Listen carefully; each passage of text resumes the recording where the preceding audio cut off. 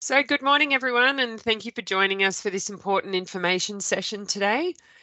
We are recording this session and we'll be sending out a link to all registered members in the coming days. My name's Emma and I'm the Senior HR Advisor for MPAQ, and today I will be your moderator. It's great to see so many of you registered for this morning's session. Good to have you online. So today we'll be talking about the employment legislation changes that have occurred from the Secure Jobs Better Pay Bill that occurred in December 2022 and is continuing to roll out throughout this year. There've also been some award changes that are applicable to our industry that we'll be going through today as well. So for today, we're very fortunate to have Jill Hignett join us, who is the Managing Partner of HR Law. Jill has extensive experience and knowledge in all areas of workplace law and is a founding committee member of the Queensland Law Society Workplace Relations Specialist Accreditations Committee and held the position of chairman for a number of years. Jill is also a past member of the Queensland Law Society Court Procedure and Process Committee. Jill has authored numerous articles and has presented in a variety of forums as an expert in workplace relations law. We welcome Jill and thank you for her providing some wonderful information today. So if you have any questions, as I mentioned throughout the session, pop them in the chat, put your hand up or take yourself off mute and ask. We will also have a Q&A session at the end as well. So I guess that's enough from me now. I'm going to hand over to Jill and yeah, hope everyone gets some good information out of this session. Thanks so much, Jill. Thanks, Emma, and hi all out there on the web. What we're going to try and achieve today is to talk about all the changes that have really happened in 2023 or come to in effect in 2023.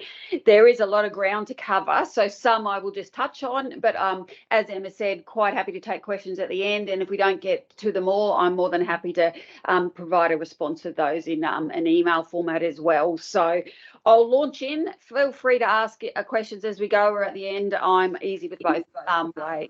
So what we're going to cover today is, as Emma said, primarily the changes that have come out of the Fair Work Amendment, Secure Jobs and Better Pay legislation. Now that was went to Royal Assent on the 6th of December, but under that Act there are a number of changes that are rolling out throughout this year. Some have occurred on the 6th of March already, some already on the 6th of June, and there's others 6th of December. So I will talk about the dates as we go through, but it's probably really mindful for those dates that have passed. There's probably needs to be some action by employers on those things if they haven't already. So what we're going to talk about is flexible work requests, unpaid parental leave. I'll touch on that very briefly. Modern awards, enterprise agreement changes about the process, industrial action changes. There's new legislation and provisions around sexual harassment and discrimination. A big one that probably all of you have heard about, it's certainly been topical since April, is the new code of practice relating to psychosocial hazards. So I'll spend some time on that, and then some brief details about the minimum wage increases and that flow and effect to award increases. Okay, so flexible working arrangements.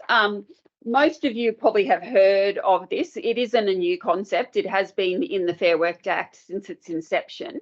But what has happened now is there's some changes around both.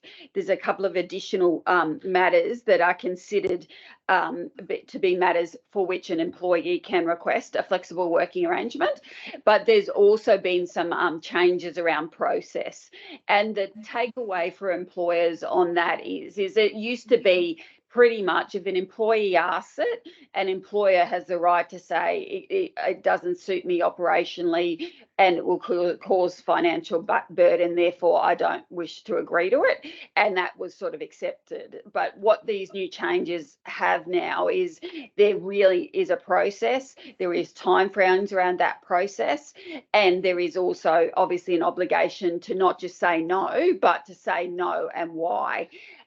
and if possible, suggest a third or an alternate possible solution to what the employee is asking for. So it also applies to casuals, regular casuals, who've been there for 12 months and have a reasonable expectation of continuing employment. So that's like changed in accordance with the definition of what a casual is now. So really, I'd be saying if you've got a casual who's been with you for 12 months, you need to consider these requests if they come to you, and it'd be a valid request.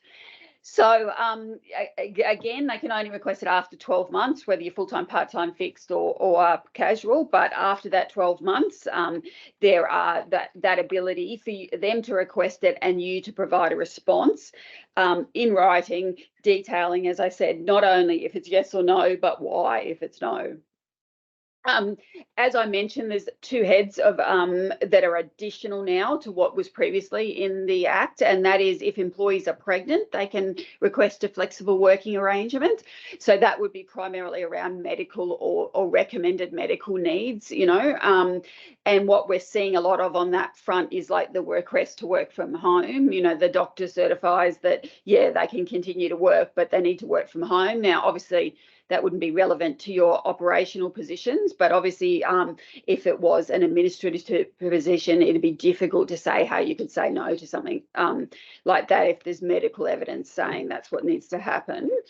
And the second new head is family and domestic violence. We'll touch on it, which is obviously a new entitlement to paid family and domestic violence leave. So at the same time, they've changed the flexible working requests so someone can make a request around family and domestic violence.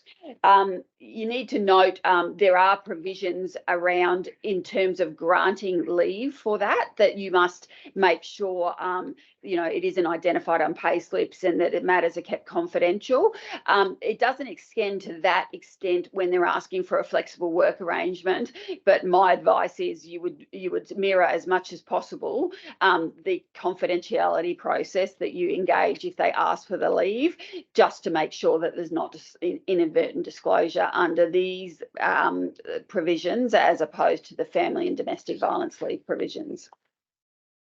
So yeah, takeaway for that for employers, really, if you get it, I would in writing provide a response and give the reasons. And the reasons still can be, you know, it financially puts a burden on the organisation that we can't sustain or that we can't meet. But you just have to explain why. And I would say for you, a lot of your roles would be hands-on, and therefore you'd be able to say, I can't meet their request because we have jobs, and they want to say leave at 12. We can't do this because of X, Y, Z reason. So you still can do it. Just takeaway is detail and in writing is probably the two takeaways.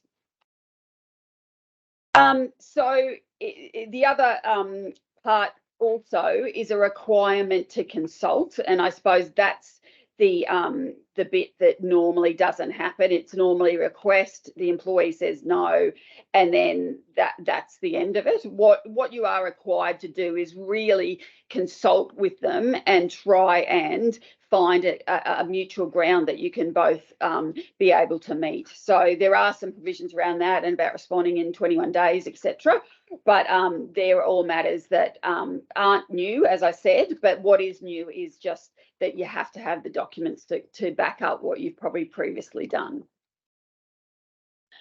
Okay, so we touched on the reasonable grounds for refusal, again, too costly or no capacity or affects other employees, etc. They're all still positions that you can take. This slide sets out the process of how you must follow it. So you obviously must consult, like I said, then you must provide a response within 21 days. If it's refused, you've got to give an answer in writing why. And if there's another option, you've got to give that too. So yeah, that's if you follow that process, you'll be okay. And as I said, the biggest thing is don't just say no because and set those reasons out. Okay, so we'll now move on to unpaid parental leave. So as everyone would know, currently you are entitled to parental leave. And we'll just get the slide up for that one, slide 9. So parental leave, yeah. So under parental leave now, so everyone's got a right for a 12-month parental leave as they have on the Act. There's always been a right to request additional 12 months. But what these changes, which have come into effect from the 6th of June, mean is that an employee does have a right to make a request for an extra 12 months. And again, like what we've done in terms of flexible working arrangements, there's this process now for that extra 12 months. So there's got to be a request, you've got to consult and talk about it, you've got to provide a response within 21 days, and you've got to give the reasons why you can or you can't. And then obviously you've got to propose other options. So normally on this front, the refusal would be, I've had someone in for a maternity leave contract. They can only stay 12 months, so I need to fill the role and I can't get another maternity leave contract. That would be a genuine basis for refusal. But again, what's the flip side of that is that an employee can say, well, it's worked fine for 12 months, so why can't it work fine for another 12 months? So as I said, in writing, explanation why, and just don't say, no, sorry, we can't do it, because you'll be in breach then of these provisions. And some of them are called a civil remedy provision, for which you can be fined if you don't, fined and penalised if you don't follow the process. So really important that process. These things haven't really changed the entitlement, but they have changed the need for process. Okay, unpaid parental leave. So the reasonable business grounds, again, they're similar to asking for a flexible working arrangement. They're around money, they're around that it'll affect other employees or that you don't have capacity. Things like if you're a small business will be relevant to that. You know, if you're a small business, you can't be able to meet needs as possibly a large employer will, and that will also play a role in that. So yeah, as long as you take the process and the procedure and set it out, you should be fine with refusing if you have that legitimate business ground. But can I implore also, what probably hasn't happened historically is people thinking of an alternative. So an employer might say, listen, you've asked to go back to 3 days, but I could work it if you do 2, because I can get someone else on the Wednesday, Thursday, Friday. So I can meet it, but we can meet it at 2 days instead of 3. So there is that ability to provide those alternatives, and there's an ability to provide a in-time solution.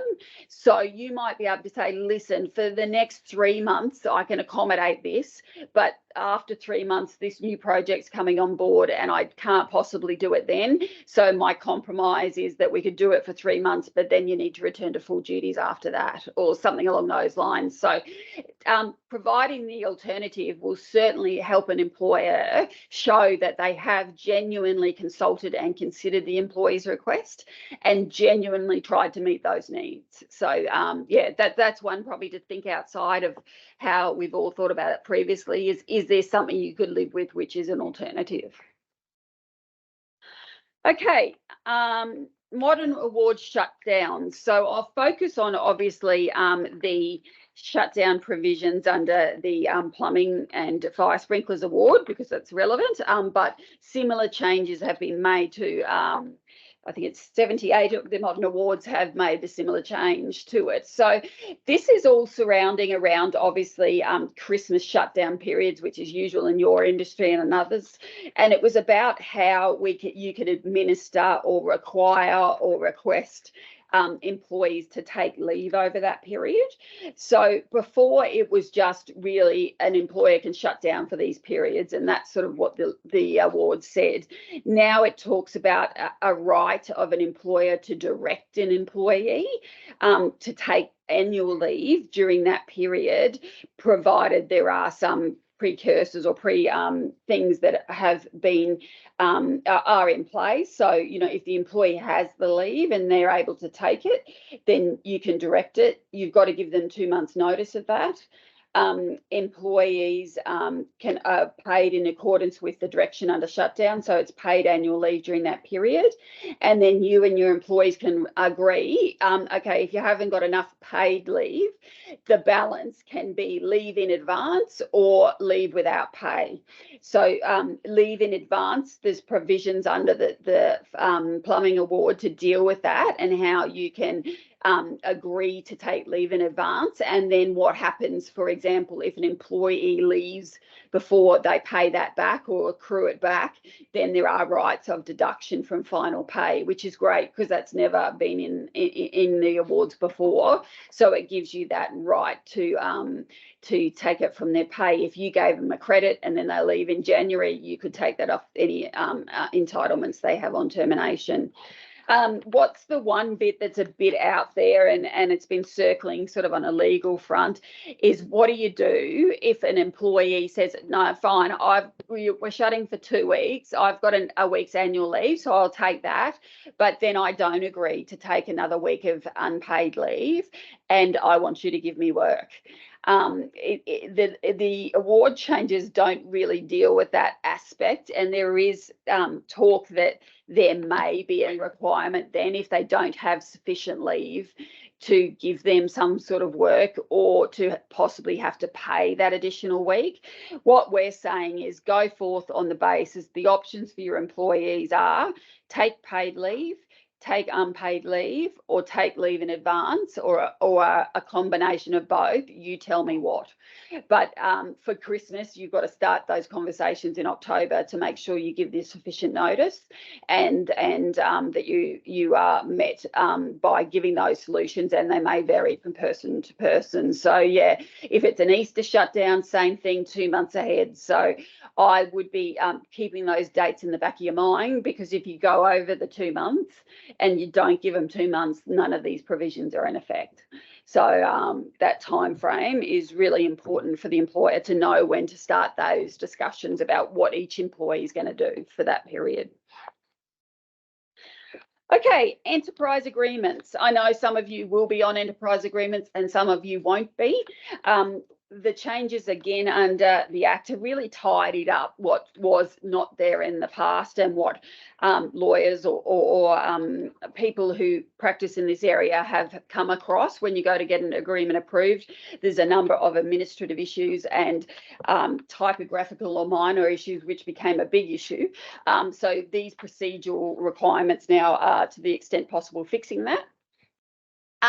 It allows, so we'll talk about the procedural requirements first. So there is under the Act a 7-day period in which the employees can access and have access to enterprise agreements and any associated documents before going to vote. Now, that 7 days was very, very clear in the legislation. And what happened is a lot of enterprise agreements fell over at the approval stage because there wasn't that set 7-day period in which all employees had access to all documents. And what happened was, if that occurred and then the agreement was voted yes, and then that was filed in the commission weren't approving agreements if there was any defect in that access period for 7 days. So the similar thing was, like, if there were typographical errors in it, there were limitations on what the commission could change of its own volition and not send back to vote. So what the Fair Work Commission has done, and I agree this is a good thing for both employers and employees, it's poured out a statement of principles that apply to enterprise agreements on the principles that if it's really genuinely agreed and these are minor issues, we can fix them at the commission stage and not have to, terminate the agreement and go back to vote again, or not pass the agreement because it has these things or defects in the process. So that's really good. We encourage all employers to sort of follow the process, but it's good to have the knowledge that if there is some, and I promise you every EA will have some either typographical error, interpretation error, or otherwise, at least now that can be fixed without having to go back to the drawing board. So what this statement of principles are surrounding is what I call is common sense. So have the employees been told of their rights? Do they understand really genuinely what they're voting on and what they're agreeing to? Do they understand what these terms mean in terms of changing what their current terms are? And are there a reasonable time to ask questions and process and feedback on those issues? And then the catch-all, anything else the Commission deems relevant. But so what that really is do the employees genuinely know they are agreeing to this and genuinely have agreed to it? If the employer can prove that, then the agreement will pass, even if it requires some amendment at the Commission stage. So that's a good thing for employers and for employees to get that certainty and not have to go back, as I said, to the drawing board. Okay, so after procedural fairness, there are other matters that have changed in terms of enterprise agreements. One is around termination. So the termination of EAs have been traditionally, you have in your EA a thing called a nominal expiry date. Now that is a date no later than 4 years from when the agreement is voted as approved, or sorry, when it's approved.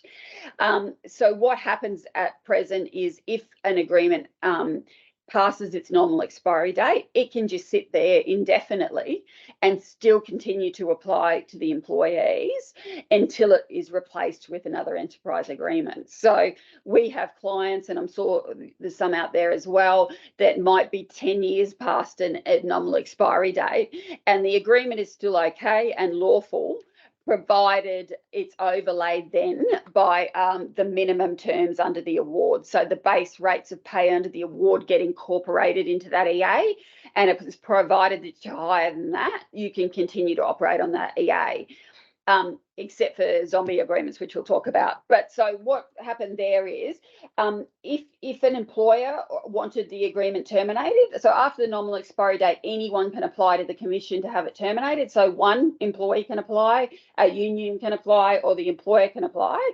And what was the test is it not contrary to the public interest to terminate? That was the test that existed prior. So as long as it wasn't against the public interest, which is a very vague definition to say, you know, and that would be around more EAs relating to government contracts or something of such a magnitude that it does affect the public interest. If it doesn't affect that, then you could terminate. So it was pretty easy to terminate. And what the employer's advantage in doing that would be is to go back to the modern award or to put pressure on to vote anew an agreement.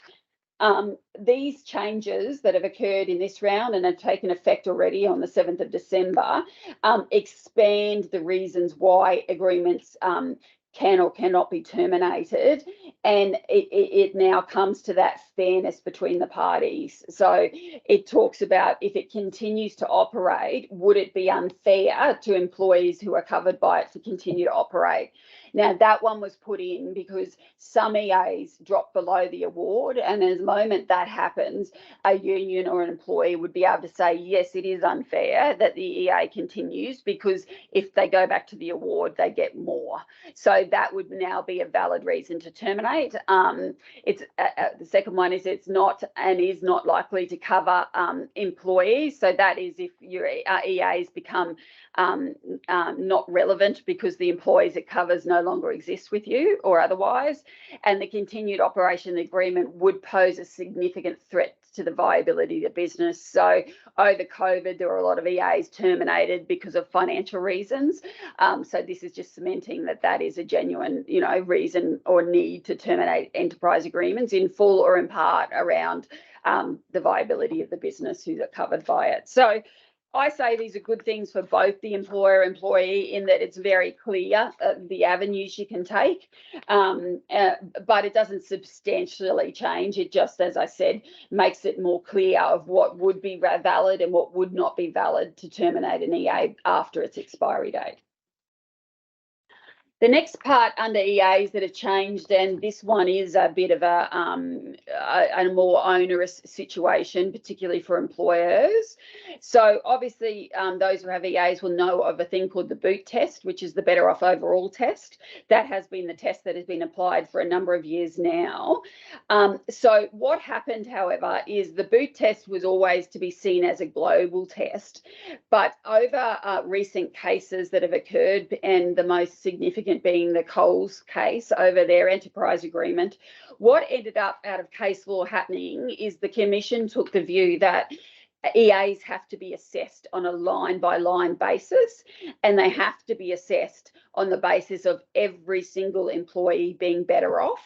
So in that Coles decision I spoke about, that what that decision was is there was ability for one casual employee who was a uni student who worked weekends. He was able to show that he was not better off under the EA under certain rostering provisions, and because of that, the EA was terminated, even though, it wasn't approved, even though that EA was beneficial to the valid majority.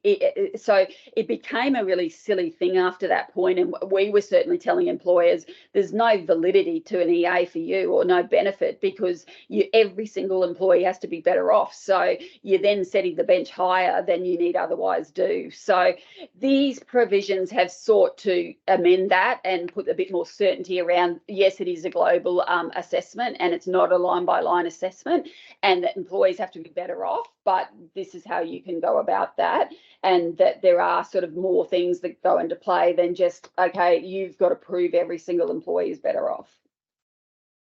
The big change around boot, however, is that there is ability for the Fair Work Commission to look at the boot not only at that one point in time. So at the moment, it's been that the boot test occurs at approval, and that's it. There are changes now which give the Fair Work Commission to consider the boot at any time during the life of an agreement, and this is particularly relevant if patterns of work have changed. So if there is a change in roster patterns which consultation requires, the boot assessment could happen throughout the life of the agreement.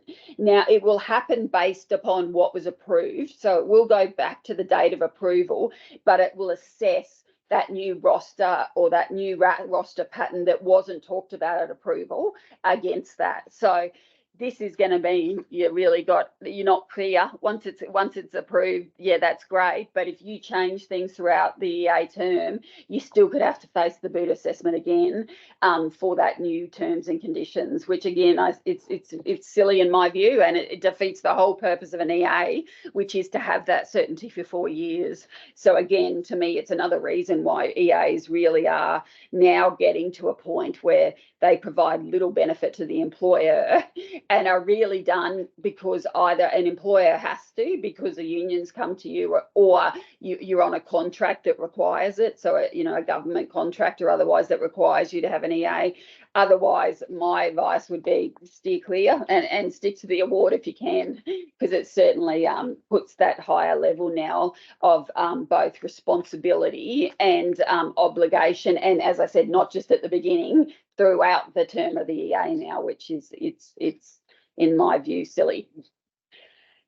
Quickly on errors in the EAs. So that's what I was talking about, this fixed 7-day access period. So this really talks about that it can consider if there's errors in typographical or errors in intention. Those things can be rectified by way of undertaking or just agreement when the Commission approves it. So what used to happen is the commissioner who approves your EA could not change anything without the employer giving an undertaking to that effect.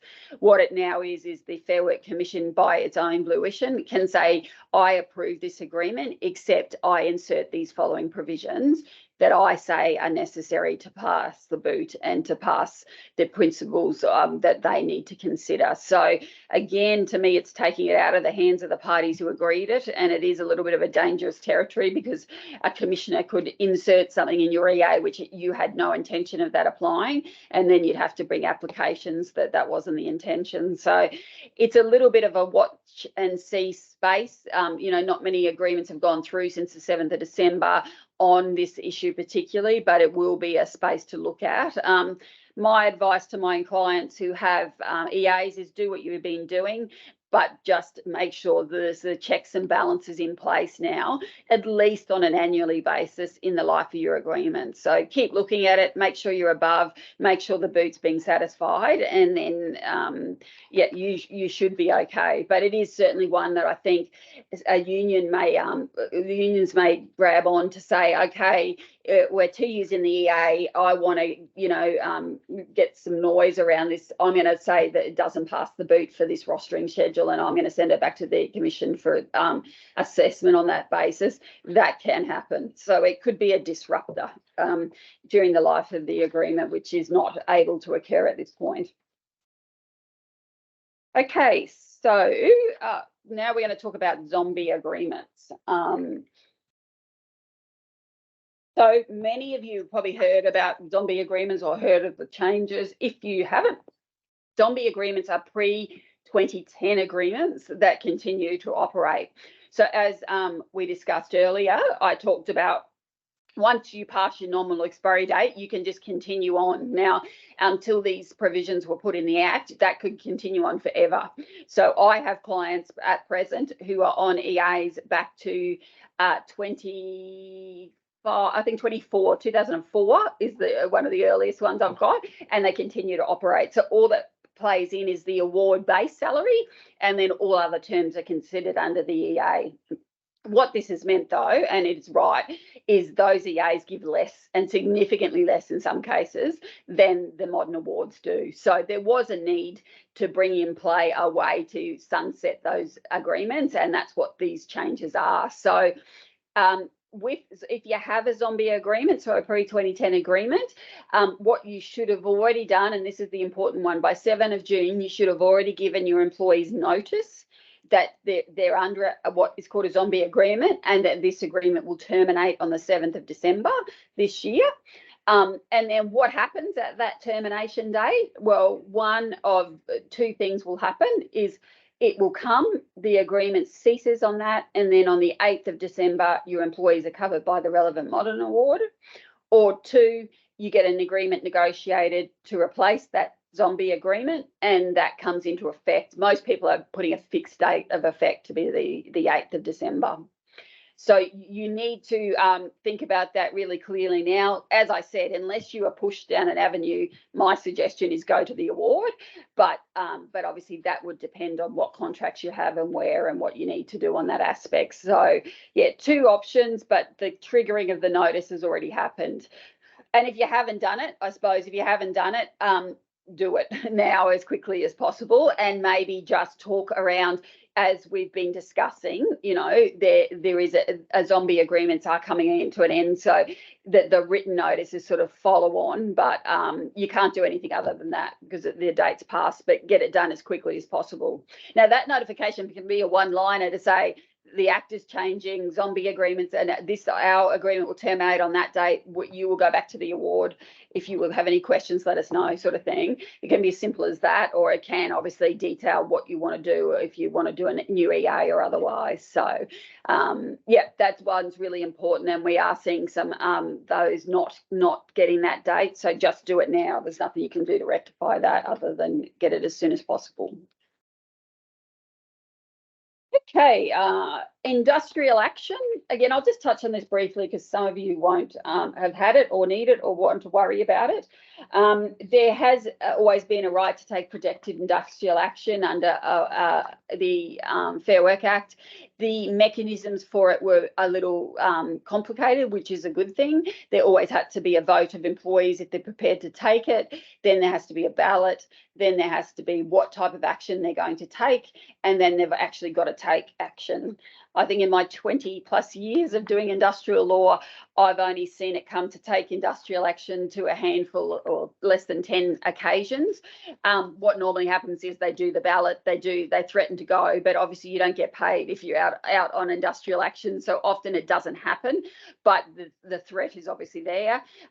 What's happened and the changes have happened is 120 hours notice, which is great. So they've got to tell you after they do the ballot would say, we're going to not do overtime. We're going to do stop work for 2 hours each day. We're going to do all of these things.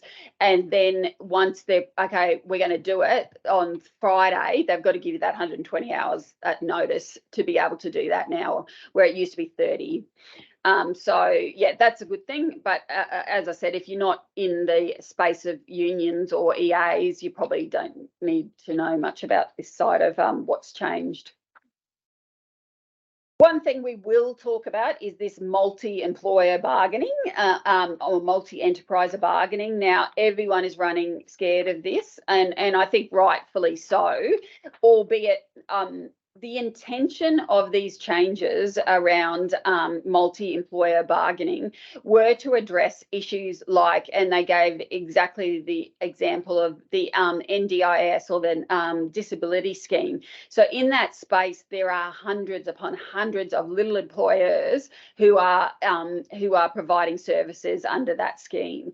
What multi-employer bargaining allows is for all of those employees to bandy together and to do an enterprise agreement with their employees and or union present. So it's open facilitation to be able to do that, but it is not at all intended to be able to strengthen protected industrial action, or that everyone in the industry is going to go out on industrial action all at once. There are provisions to protect that, and certainly in the space of building and construction, that has been explicitly carved out of the provisions relating to multi-employer bargaining. So I would have thought for most of you, you're in that carve out.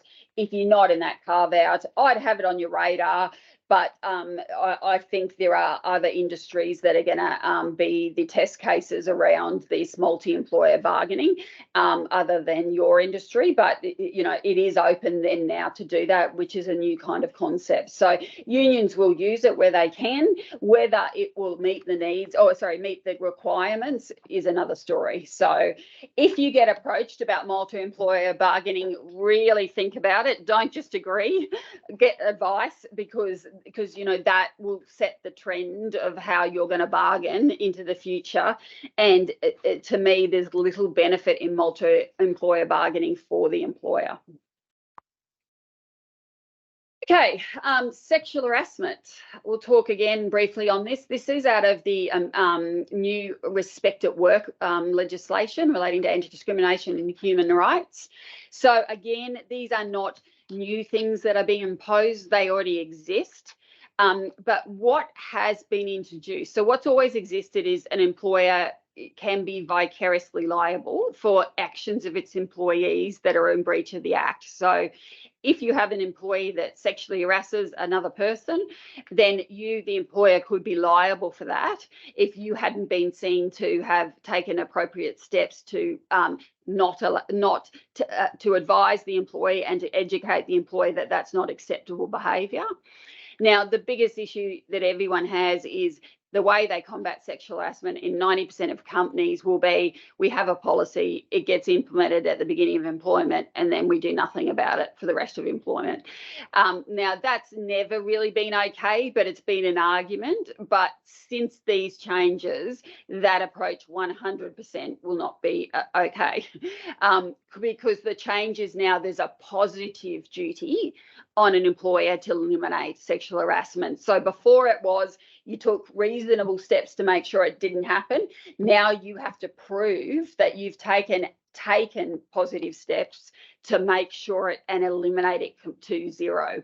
So that requires training, that requires policy, that requires education, that requires educating people on where they can go and what help they can get and giving them avenues. So it just 100% is not as simple as putting a policy in place and leaving it, you know. But in saying that, there's really and unique ways to not get around it, but to satisfy what you have to do. You know, we're working with clients where they do like 3 questionnaires when you sign on and log on in the morning. Before you can get it into open your screen, it'll ask you 3 questions about your sexual harassment policy or your discrimination or otherwise. They've got to answer them correctly. Once they do, they get into the computer. Now that is considered training of your policy and process, and yet it's no more than a couple of seconds on sign in. Another way you can do it, you got a toolbox meeting, spend 5 minutes at the end of a toolbox meeting to talk about one policy or procedure. Make sure you copy down who was present and that they understood it. There's training. So there's heaps of ways to do it without putting an onerous, requirement for you to send them out to training every 12 months.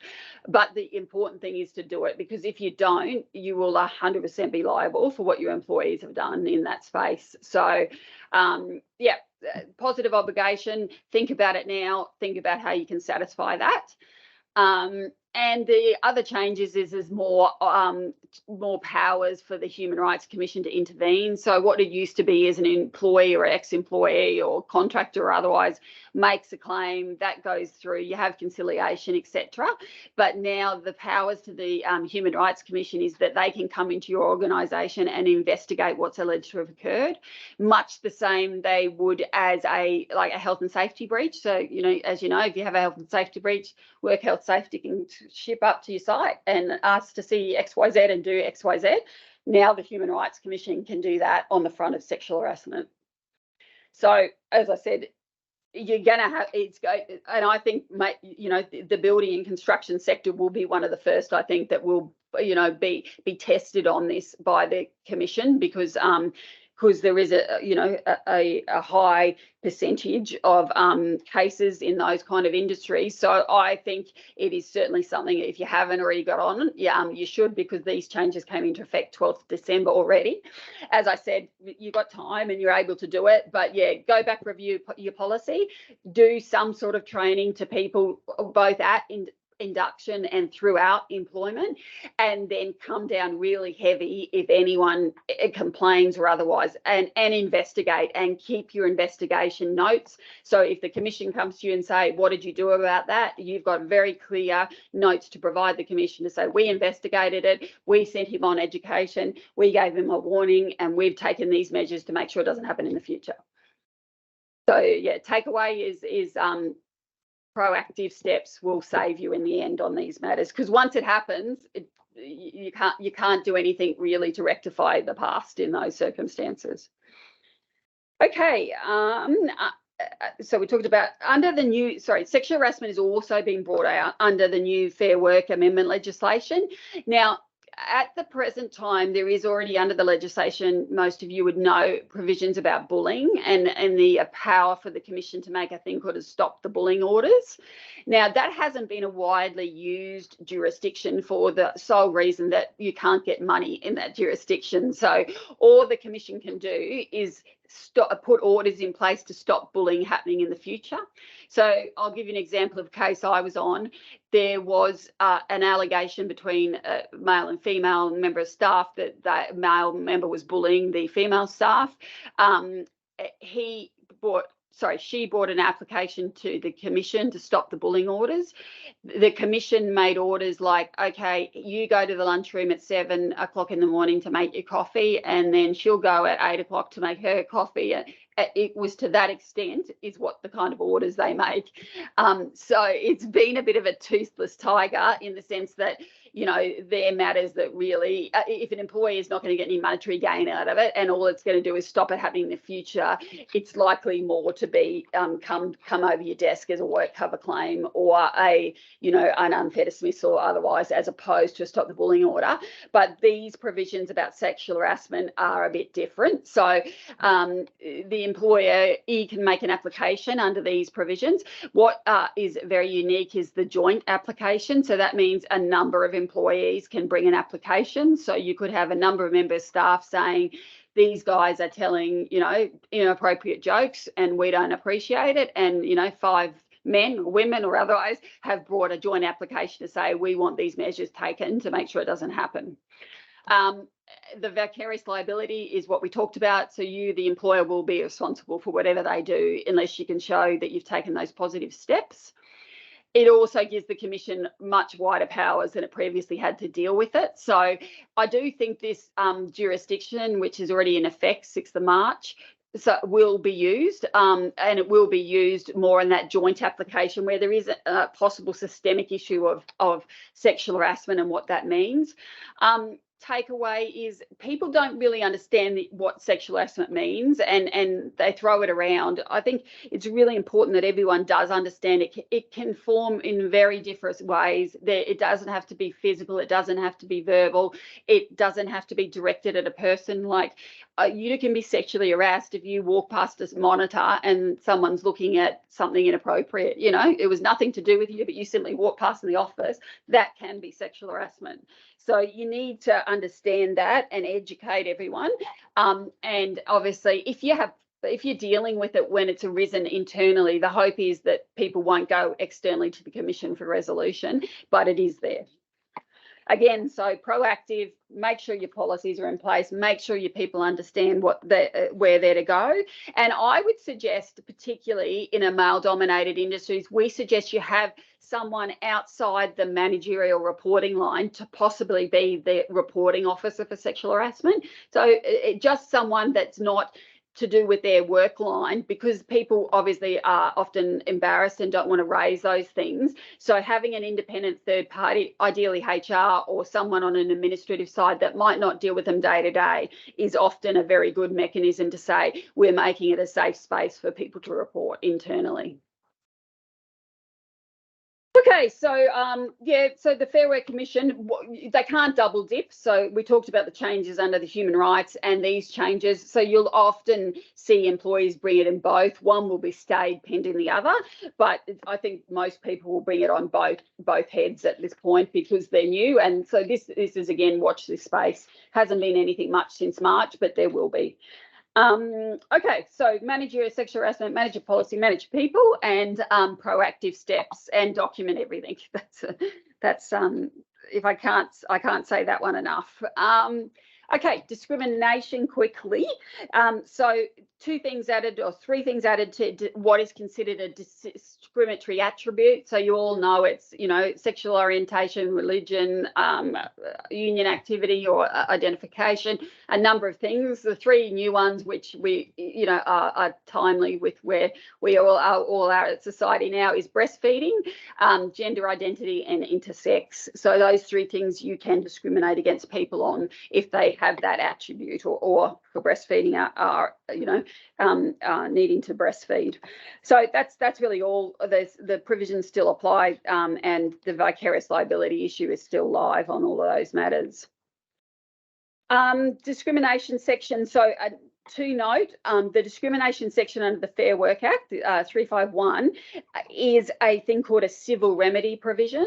Now, what that means is in addition to being found to have breached it, a corporation can face fines of up to 80,000 approximately per breach, and an individual, if they're found to have knowingly participated in the breach, then they can be fined up to 8,000 per breach, or around 8,000 per breach. So they're significant, and a breach is every time it happens. So if someone was sexually harassed 10 times, it's 10 times you can face that a breach and a penalty. So bringing it in discrimination under those civil remedy provisions, that is what employers really need to watch out for, because it is a section that even if an employee didn't want to progress, there's a possibility the commission itself would want to press those ones. I don't think they will to the extent initially, but it certainly is. Penalties on top of possible awards is a really big thing. So yeah, you can't just deal with discrimination and harassment like you have to date. That's certainly the case, as that won't be enough to satisfy your positive duty. Okay, psychosocial hazards. If you're like me, you're sick of hearing about psychosocial hazards in terms of, or I shouldn't say that, not sick of hearing about it. It's such a big matter in the media. It is a significant shift in the way people have to think, which is that psychological injury or illness is 100% as serious as physical injuries or illnesses, and that you need to recognise that, but again, it's this positive steps. So the law hasn't changed. The law that existed before April is exactly the same as the law that exists after April. All that's happened is there's been this code of practice brought into play, which sets out it's a very readable document. It's very clear. I would implore every employer to read it, because you can understand what it's trying to approach and have you do. So that's the test that you will be put against if there's a psychological injury. So as I said, if someone was being bullied and you knew about it and you gave them, don't do that anymore, and then the person continued to work and report to that person, you would have a high risk of being responsible for that vicariously if those measures weren't seen to be reasonable. So, you know, in that scenario, is it possible to put them under someone else for reporting lines, either permanently or part-time? Is it possible to have a second person check in to make sure they're okay? Are there these abilities of reporting, etc.? So read the code. As I said, it doesn't change your legal liability, but it provides a very definite document that unions and the regulator will say, have you done what the code says, which is 1, 2, 3, 4, 5.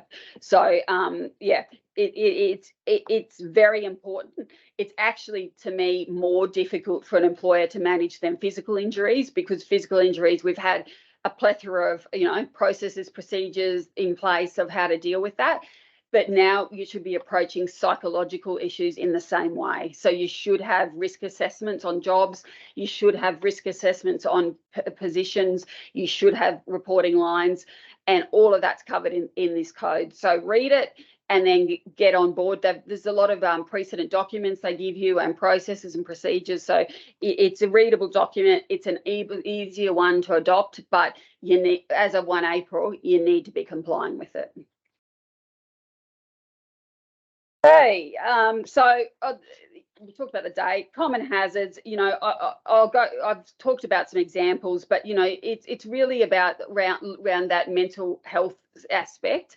And what the code talks about is things like if there's poor support, you know, poor workplace relationships, if there's remote or isolated work, so it's like FIFO workers are very if someone has historically been subjected to traumatic events, you know, if there was a robbery or something, then that person's going to be more at psychosocial risk than someone who wasn't present.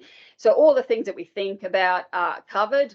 But it is a difficult concept to get around about what are the steps I can put in place to make sure that doesn't happen. So, and that would change between position to position. It would change between job to job. It would change between, you know, history and present. So it's an ever evolving requirement to change. But as I said, the same as you get a piece of new machinery, you've got to then write up how else people are, you've got to do your risk assessment on that machinery. You've got to be able to prove that they're operating that safely. You've just got to think about these mental health issues or psychosocial hazards in the same vein, which is what preventative steps have I taken to eliminate, that's what it says, not minimize, but eliminate psychosocial hazards in the workplace. Okay, we're nearing in. So I'll so under those legislation, who has the duty to do that? It's so anyone who's conducting a business or undertaking. So that will extend to management, and that will extend to others that can influence how work is performed. So the duty is very clear. It's not just you who are the directors who own the business. It will be CEOs, it will be GMs, it will be others who are on work sites. So you can be personally liable for breaches under this code. So it's even more important to make sure all those processes and procedures are in place to prevent that. Managing it, I'll just skip through given the time, but again, this is all under the code. So if you get the code, it talks about identifying a hazard and then assessing the risk, controlling the risk, and reviewing control measures. As I said, there's precedence all the way around. So if you follow that risk assessment process and you follow what's in that guide, you'll have the appropriate documentary evidence to show that you've been taking all positive steps you can to minimise risk or eliminate risk if you can.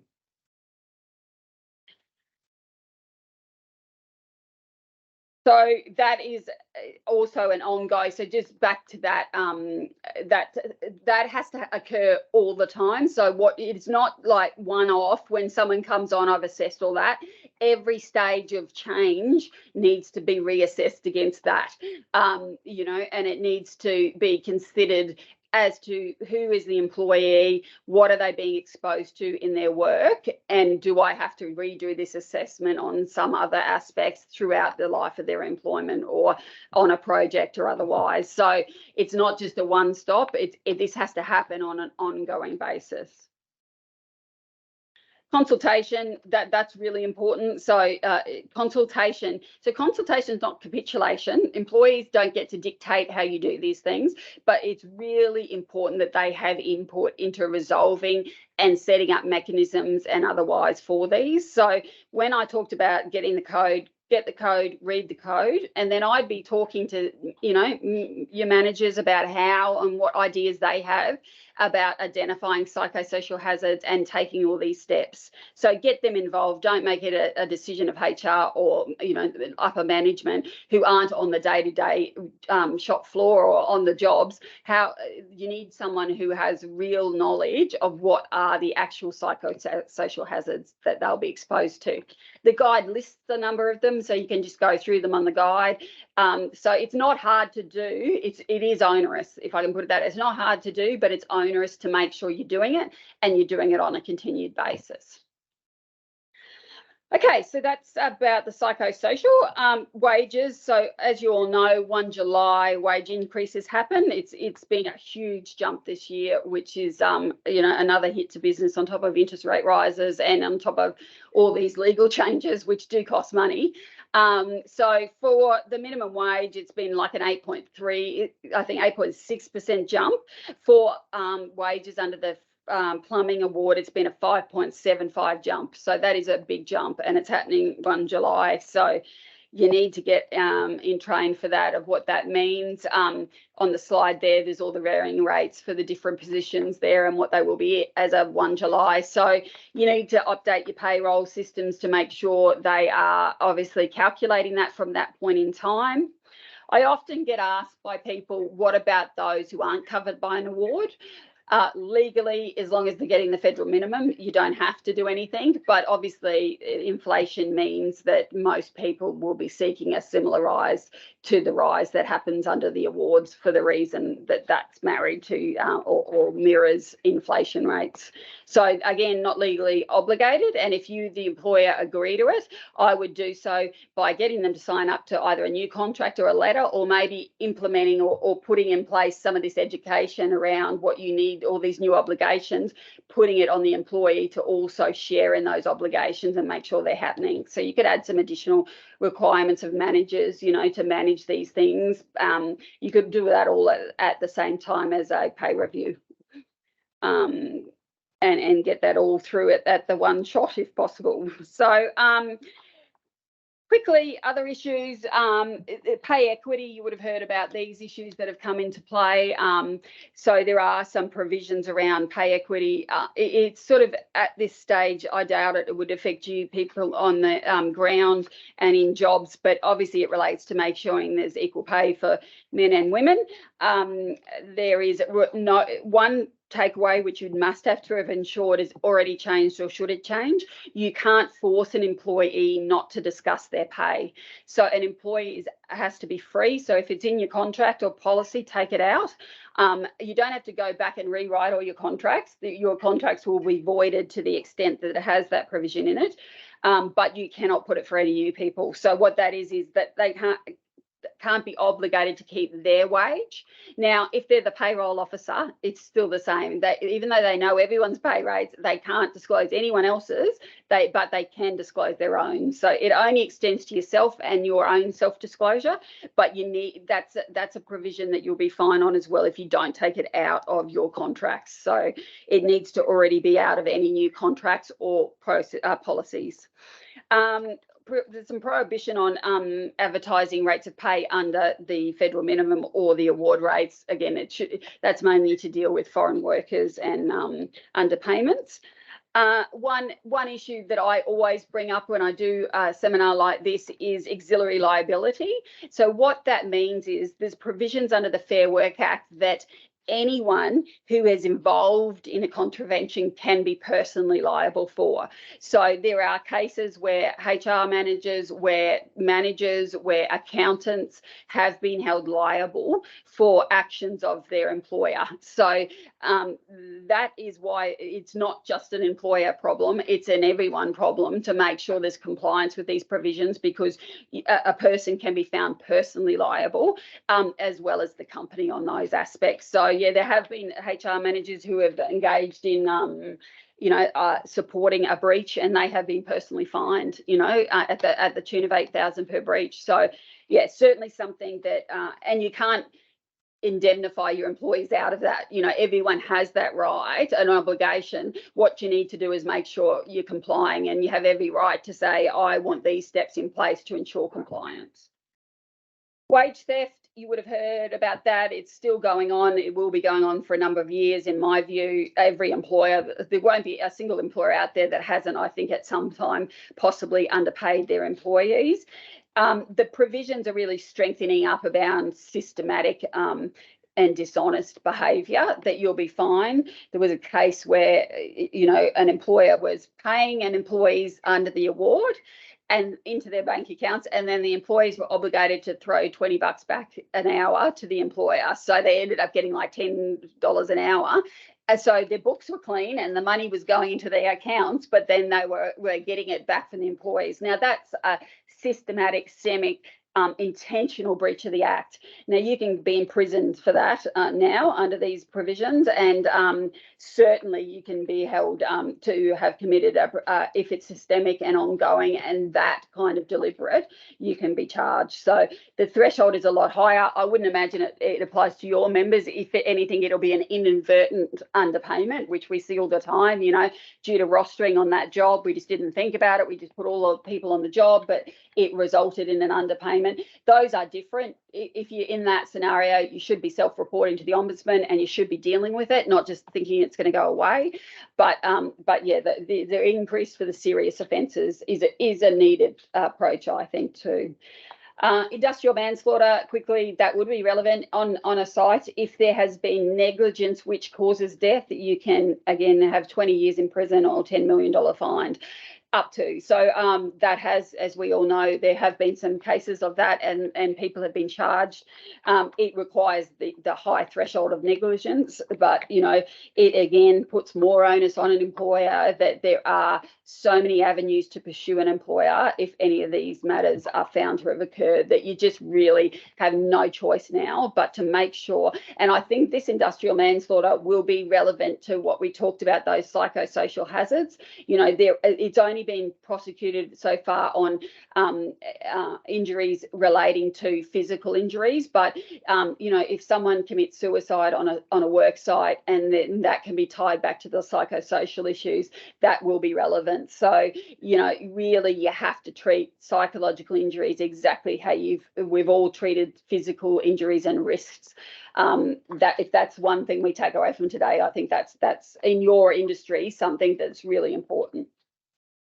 So I know that's throwing a whole lot at you, and it might sound like it's doom and gloom. I definitely feel for, you know, particularly small to medium business, because it is a massive jump in 1 year to have all of these things implemented, and the Labor government are talking about bringing more changes in the latter half of the year. I hope not, given that, you know, with inflation and increased costs and all of these onerous, it is a lot. But if I can say, as long as you take the steps to ensure compliance and to take the steps to mitigate and avoid risk, you will be okay. But don't just leave it and hope that won't happen to you, because that unfortunately now just can't be the approach you take. Thank you, Emma. Thanks so much, Jill. Absolute wealth of knowledge, and certainly a lot of changes that businesses really need to take on board. I have some questions, but if anybody else has any questions, please feel free. We've got a couple of minutes potentially. Yeah. If anyone wants to ask Jill.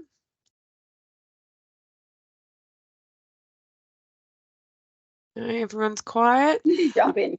I guess one question that I had that I get quite often from members is around the sexual harassment, and particularly those members that are going into people's houses to do maintenance work or renovations or something, and the employees can potentially get sexually harassed by the people in the house. Yes. How can employers, I guess, control that, and what should they be doing? Yeah, that's a really good example of having a procedure in place to deal with it. So you should have your employees have a checklist, or your employees at least have some sort of written document that says, if you go and this happens, you should immediately exit the premises, call this person, say someone will be back to do the work, or that the office will be in contact, and leave. You shouldn't have to be subjected to that at all.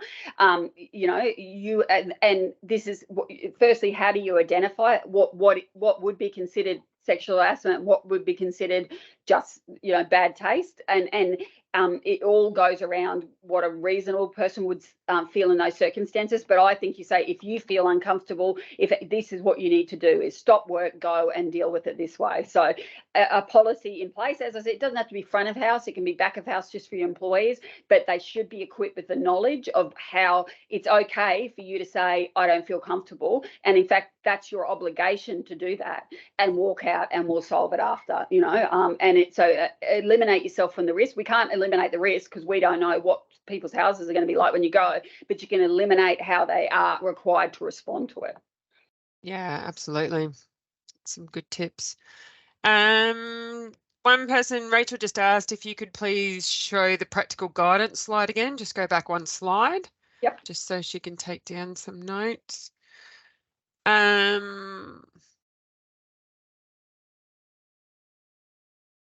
Hannah's asked, where can we find the changes mentioned about overpaying leave entitlements and being able to take that out of final pay?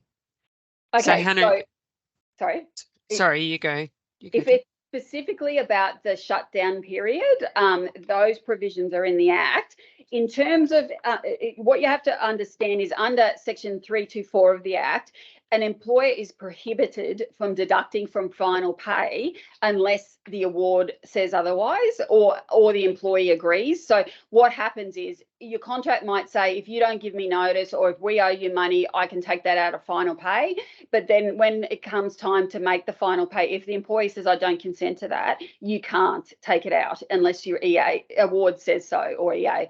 So in the case of annual leave, shutdown advanced, there are now those specific provisions in the Act that allow, in the award that allow you to do that. but that's not a carte blanche for everything. That just relates to shutdown annual leave.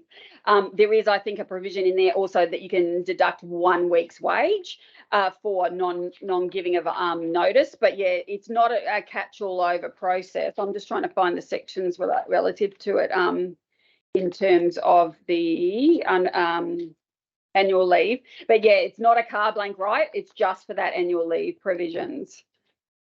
Maybe I'll send it to you, Emma, the exact sections of the award, and then you can pass it on with that. Yeah, there is. If you do the annual leave in advance over the temporary shutdown, there is provisions in the Plumbing and Fire Sprinklers Award. Yeah. And then also in the termination of notice, if an employee doesn't give you enough resignation, you can withhold up to 1 week's wages. You can't take it out of their annual leave, though.